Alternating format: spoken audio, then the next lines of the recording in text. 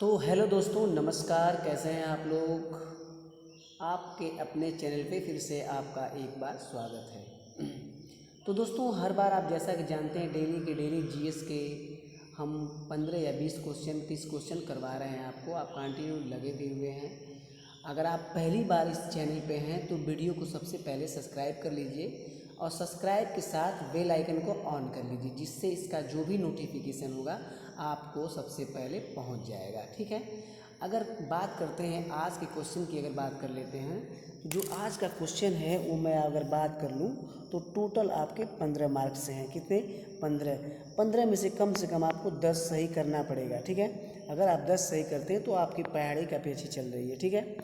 चलिए देखते हैं महात्मा गांधी। पहला क्वेश्चन देखते हैं। क्वेश्चन थोड़ा फास्ट करेंगे और इसमें आपका क्वेश्चनों का जो विश्लेषण होगा उससे भी हम बताएंगे फास्ट। गांधी ने किस धार्मिक ग्रंथ को अपनी माता कहा था? तो ये तो आप सभी लोग जानते हैं, इसमें कुछ बताने की बात नहीं है। इसमें कोई वो चीज़ बात नहीं है। ये भगवत गीता हो जाएगा। ठीक है, भगवत गीता हो जाएगा।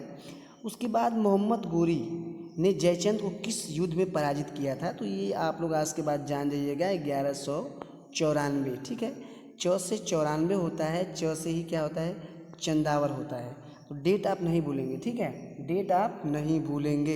इस तरह आप नोट कर लेंगे तो आपको भूलेगा नहीं, आपका माइंड भी भूलेगा नहीं। ठीक है। और कभी कभी पूछ लिया जाता है कि जयचंद कहाँ का था। ठीक है, जयचंद्र कहाँ का है? तो ये गढ़वाल का राजा था। ठीक है, गढ़वाल का राजा था। आगे देखते हैं, जगन्नाथ मंदिर की बात करते हैं कि जगन्नाथ मंदिर किस राज्य में स्थित है। ठीक है। तो जगन्नाथ मंदिर की अगर बात कर लेते हैं तो ये अगर बात करें तो आपका इसका आंसर सही हो जाएगा, उड़ीसा आपका सही हो जाएगा। ठीक है, उड़ीसा आपका सही हो जाएगा। ठीक है। उड़ीसा में एक जिला पड़ता है। कौन सा जिला पड़ता है भाई? ये पड़ता है आपका पुरी जिला। ठीक है, कौन सा? पुरी जिला। और इस पुरी जिले में ही आपका क्या है? ये उड़ीसा का मंदिर है। अब तो ये क्वेश्चन और आपके सामने आ गया भाई, वेनसांग किसके शासन में भारत आया था? तो दो बात मैं बता दूं वेनसांग से। पहली बात बताता हूँ, 15 वर्षों तक भारत रहा था। ठीक है। और दूसरी बात क्या है, इससे क्वेश्चन आता है जो CU की, ये एक पुस्तक है इसकी, CU।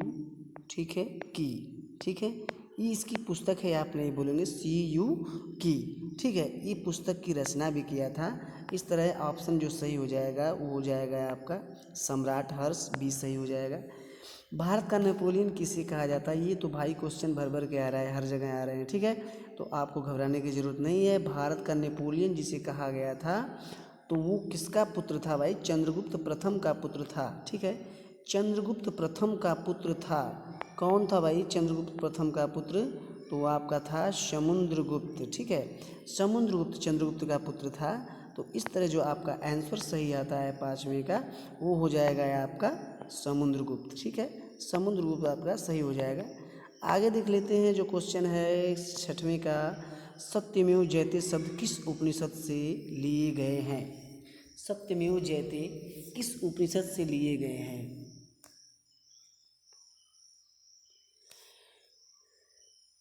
देखिए एक बात बताऊं, इससे दो क्वेश्चन और भी बन जाते हैं। जैसे अगर बात कर लेते हैं पहले, सत्यमेव जयते का अर्थ ही क्या होता है? कभी बहुत लोग ऐसे समझ नहीं पाते कि सत्यमेव जयते का अर्थ क्या होता है। ठीक है, तो सत्य की ही विजय, इसका अर्थ होता है सत्य की ही विजय होती है। किसकी विजय होती है भाई? सत्य की विजय होती है। ठीक है, विजय होती है। तो ये बात आप जान गए कि सत्य की विजय होती है। अगर बात करते हैं तो भारत का जो चिन्ह, राज चिन्ह है, उस पर भी इसका नाम अंकित है। भारत का जो राज चिन्ह है उस पर भी इसका नाम अंकित है। तो इस तरह इसका ऑप्शन जो सही हो जाएगा वो हो जाएगा मुंडकोपनिषद। ठीक है, मुंडकोपनिषद आपका सही हो जाएगा। अब क्वेश्चन देखिए 7वां बोल रहा है कि जो वैदिक नदियाँ हैं और जो आधुनिक नदियाँ हैं, इसका मिलान आपको कर लेना है और मिलान लगाएंगे तभी आपके जो नीचे कूट है वो सही होगा। तो देखिए थोड़ी सी चर्चा हम करते हैं, आपको पता होगा तो वीडियो को रोक कर आप मिलान लगाकर आंसर दे दीजिएगा, वरना हम तो आप इसका विश्लेषण करने ही जा रहे हैं। अगर कुंभा की बात करते हैं तो देखिए सही विकल्प की बात करते हैं, पुरानी नदियों का जो कुंभा हो जाएगा सीधे। इसका संबंध काबुल से है आधुनिक में। परुष्णी की बात करते हैं, ठीक है, काबुल से परुष्णी की बात करते हैं तो परुष्णी रावी को बोला जाता है। अगर सदा नीरा की बात करते हैं तो सदा नीरा गंडक को बोला जाता है। शतुद्रति या शतुद्री बोला जाता है तो ये सतलज को बोला जाता है, ठीक है। तो इस तरह आपका ऑप्शन जो सही हो जाएगा वो हो जाएगा आपका, क्या हो जाएगा भाई, दूसरा वाला आपका सही हो जाएगा, ठीक है, ठीक है, सही हो जाएगा। पहले का 2, बी का 3 ऐसे करके सही हो जाएगा। चलिए आगे देख लेते हैं। अगर कोई क्वेश्चन जो आपको समझ में नहीं आ रहा, आप 15 में से कितने सही कर लेते हैं इसका भी कमेंट आप ज़रूर करें, हमें इंतज़ार है, ठीक है। आगे देखते हैं जो 8 नंबर का क्वेश्चन है, निम्नलिखित में से किस एक ने सुभाष चंद्र बोस को देश का नायक कहा था। 8 नंबर का क्वेश्चन है, आप इसका उत्तर जल्दी फटाक से दीजिए, 5 मिनट आपको टाइम देता हूँ। देखिए एक क्वेश्चन और पूछा जाता है सुभाष चंद्र बोस से कि सुभाष चंद्र बोस को भारतीय राष्ट्रीय कांग्रेस का अध्यक्ष, ठीक है, बनाया गया था, ठीक है, इनको बनाया गया था, तो कब बनाया गया था, ये सुभाष चंद्र बोस को कब बनाया गया था, किस वर्ष, तो ये डेट आप नहीं भूलेंगे, 1938 में, पहली डेट तो यही है, ठीक है।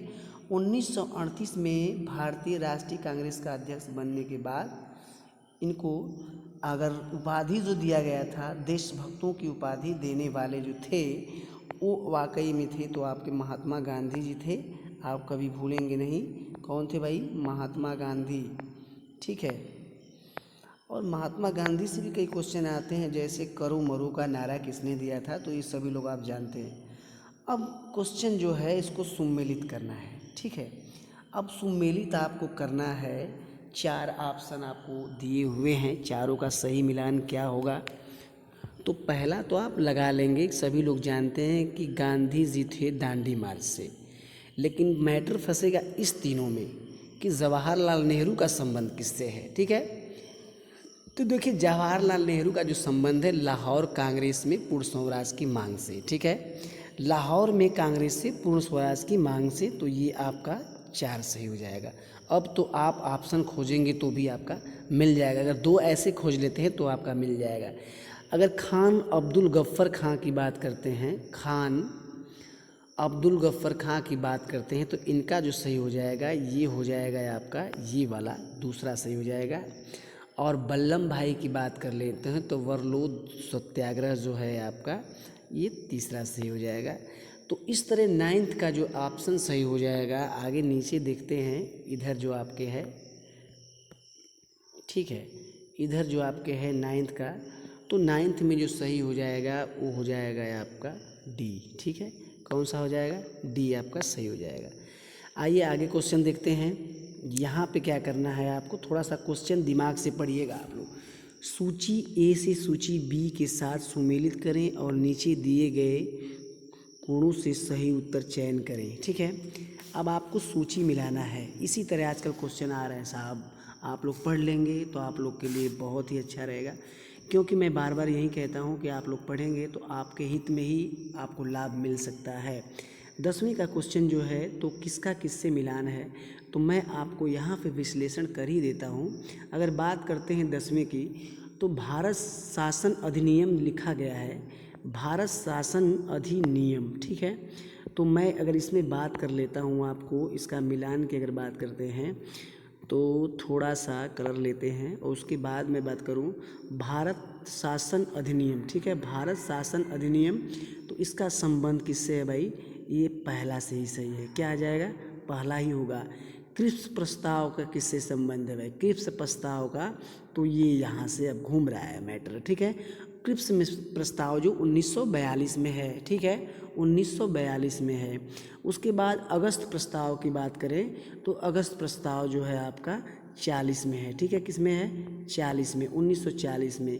तो बच गया एक सीधा सीधा, तो आपका आंसर जो सही हो जाएगा, आगे देखते हैं 10वीं का जो सही हो जाएगा वो सिंपल आंसर आपको मिल गया, सीधे आपका सही हो जाएगा बी वाला, कौन सा, बी आपका सही हो जाएगा, बी वाला आपका सही हो जाएगा। क्वेश्चन नंबर 11 देखते हैं, बहुत अच्छा क्वेश्चन, जियोग्राफी से उठाया है इस क्वेश्चन को। सदाबहार किस्म के वन कहाँ पाए जाते हैं, सदाबहार वन के किस्म कहाँ पाए जाते हैं, तो देखिए, अगर बात करते हैं तो सदाबहार के वन अगर बात कर लेते हैं तो थोड़ा सा मैप को आपको समझना पड़ेगा। वीडियो में अगर ये वीडियो आपको अच्छी लगती है तो लाइक दबा दीजिए और अपने दोस्तों के पास शेयर कर दीजिए, ठीक है। मैं रिक्वेस्ट कर रहा हूँ कि इस वीडियो को अपने दोस्तों के पास शेयर कर दीजिए।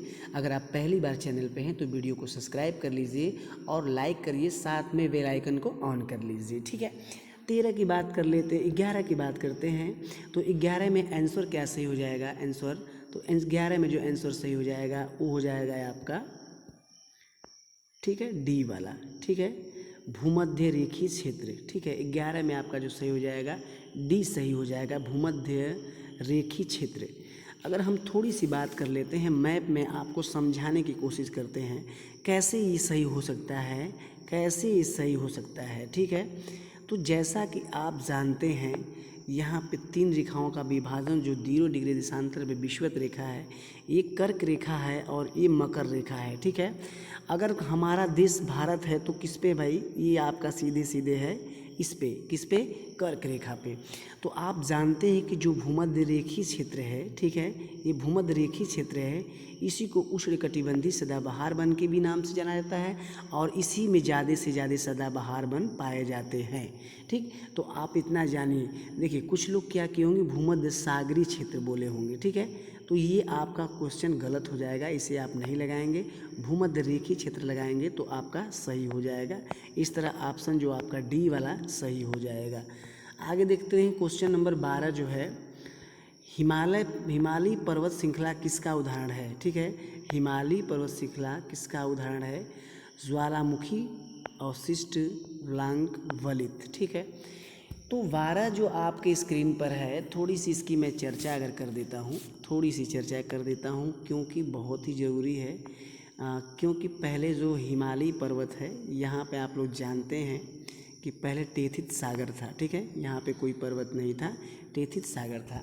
हिमालयी पर्वत श्रृंखला जो है ये बलित पर्वत का उदाहरण है, ठीक है, ठीक है, किसका उदाहरण है? बलित पर्वत का, और जिसको मोड़दार पर्वत भी कहते हैं, ठीक है, मोड़दार पर्वत भी कहते हैं। जैसे इसके बहुत से उदाहरण हैं, Alps, Ural, Rocky, Andes, atlas, ये जितने भी पर्वत हैं आपको मिल जाएंगे। ये जितने भी मोड़दार पर्वत के रूप में ही आते हैं, ठीक है। तो आपका 12 का जो सही हो जाएगा, सीधे सीधे 12 का जो सही हो जाएगा वो हो जाएगा आपका आंसर नंबर डी। कौन सा हो जाएगा? बलित पर्वत, ऑप्शन नंबर डी आपका सही हो जाएगा। चलिए क्वेश्चन नंबर आगे देखते हैं, कौन सी पर्वत श्रेणी भारत में स्थित है? अब बताएंगे आप कौन सी पर्वत श्रेणी भारत में स्थित है, कौन सी पर्वत श्रेणी भारत में स्थित है, ठीक है। तो 13 की बात कर लेते हैं। तो ये प्रश्न के हिसाब से जो पर्वत श्रेणी हो जाएगी वो पीर पंजाल पर्वत श्रेणी भारत में स्थित है, ठीक है। जो अराकान पर्वत दिया हुआ है, ये अराकान जो दिया हुआ है, ये अराकान, ये म्यांमार पर है, ठीक है, किसे? म्यांमार पर है। म्यांमार, अब थोड़ा सा आपको मैप ले चलते हैं, म्यांमार पड़ता कहाँ पे है। तो ये आपको अगर मैप में थोड़ा सा आप जाएंगे, ठीक है, आप मैप में थोड़ा सा अगर जाते हैं तो म्यांमार जो क्षेत्र पड़ता है आपका, ये क्षेत्र म्यांमार का पड़ता है, ठीक है। और यहीं पे अराकान युमा पर्वत पड़ता है, ठीक है, ये अराकान युमा पर्वत पड़ता है, ठीक। तो अब आप नहीं भूलेंगे। और अगर सुलेमान की बात कर लेते हैं, ये सुलेमान, तो ये पाकिस्तान में पड़ता है। कहाँ पड़ता है? पाकिस्तान में पड़ता है। आगे देखते हैं, आइए आगे चर्चा कर लेते हैं। जो 14 का आंसर है, 14 का क्या हो सकता है? भारत में कितने राज्य नेपाल के साथ सीमा साझा करते हैं? भारत में कितने ऐसे राज्य हैं जो नेपाल के साथ सीमा साझा करते हैं, ठीक। तो देखिए, अगर बात कर लेते हैं यहाँ पे, अगर 14 नंबर का आंसर क्या हो सकता है, तो देखिए अगर इसमें बात कर लेते हैं तो सबसे पहले मैं राज्य ही बता देता हूँ, 5 राज्य कौन कौन से ऐसे हैं, ठीक है। पहले क्या है आपका उत्तराखंड है, ठीक है, पहले क्या है उत्तराखंड, ठीक है, उत्तराखंड, ठीक, एक हो गया। फिर दूसरे पे जो हो जाएगा आपका उत्तर प्रदेश, ठीक है, क्या हो जाएगा? उत्तर प्रदेश। फिर उसके बाद आगे करते हैं तो हो जाएगा आपका बिहार। फिर उसके बाद पश्चिम बंगाल, क्या हो जाएगा? पश्चिम बंगाल। और उसके बाद अगर बात करते हैं तो एक बचेगा आपका सिक्किम, ठीक है, आपका सिक्किम हो जाएगा। तो ये आप पांचों राज्य को नहीं भूले, 1 2 3 4 5, ठीक। तो आंसर आपको मिल गया होगा। सीधे 14 का जो आंसर सही हो जाएगा वो हो जाएगा आपका 5 सही हो जाएगा। क्या हो जाएगा? 5 सही हो जाएगा। अब बात करते हैं क्वेश्चन नंबर 15 क्या है कि निम्नलिखित की जोड़ी बनाइए, ठीक है। निम्नलिखित की जोड़ी बनाइए। क्या जोड़ी बनाना है आपको? शहर से और नदियों से आपको संपर्क कर लेना है, ठीक है। देखिए आपको इतना जानना पड़ेगा कि कौन किस नदी पर शहर बसा हुआ है, ठीक है। कौन किस नदी पे शहर बसा हुआ है और नीचे कूट दिया गया है, आपको कर लेना है। और ये क्वेश्चन आपका लास्ट है, आज का लास्ट क्वेश्चन है, ठीक है। तो देखिए अगर बात करते हैं जबलपुर की बात करते हैं, तो जबलपुर जो आपका पड़ता है सीधे सीधे मध्य प्रदेश के क्षेत्र में पड़ता है। तो यहाँ से सीधे सीधे आएंगे आप किस नदी पे आ जाएंगे?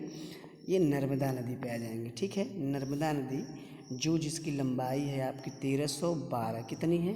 1312, ठीक है, किलोमीटर है। उसके बाद अगर वही बात करते हैं पेरिस, दूसरे पे क्या है? पेरिस। तो पेरिस की बात करते हैं तो ये किस नदी पे है? सीन नदी पे है, ठीक है। किस नदी पे? सीन नदी पे है। अगर लंदन की बात करते हैं तो लंदन किस नदी पे है? टेम्स नदी पर है, ठीक है। किस नदी पे है? टेम्स नदी पर है।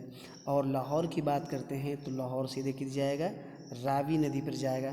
दोस्तों एकदम एक्सप्लेन करेंगे, ऐसे करेंगे कि आपको समझ में भी आ जाए, ये ना कि बस आंसर बस जान जाइए तो, ठीक है। ऐसा काम नहीं किया जाएगा।